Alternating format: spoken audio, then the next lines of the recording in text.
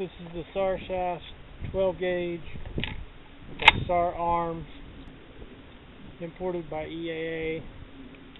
Sarsilmaz is the name of the company.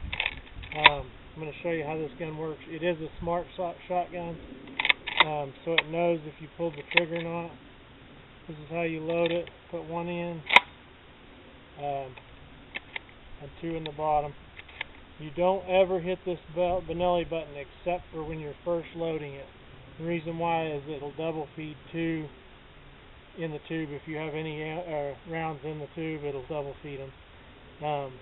Say you don't pull the trigger, the only two ways you can get another round in is hit this bottom button, or you can pull the trigger. I don't like pulling the trigger because it's kind of unsafe. In my books, I mean, you can obviously see if you're loaded or not, but I just don't like doing it. So see, it's not going to load one because it's a smart shotgun. It knows if you pull the trigger, you have to push your button on the bottom. And the gun will cycle.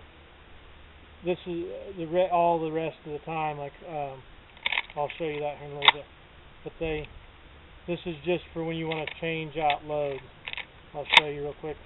Say you don't pull the trigger and you want to pull your buckshot out and throw a slug in.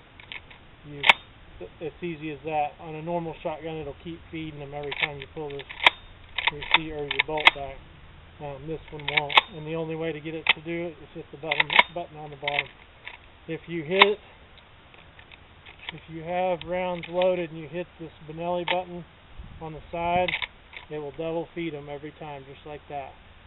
And then you've got to kind of have a tool in my back pocket to get them out real quick for the video.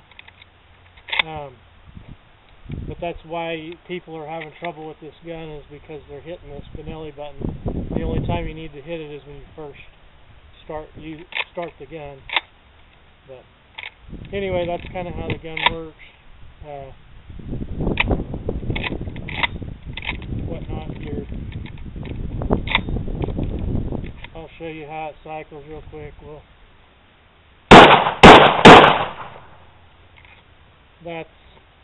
You don't have any trouble with cycling issues. The only reason for the smart deal is so you can pull rounds you haven't shot and throw a different round in for quick changeovers from regular rounds to slugs or any type of things like that. But anyway, don't hit this when you have rounds in the tube. That's the main problem people are having with this gun. This gun functions awesome.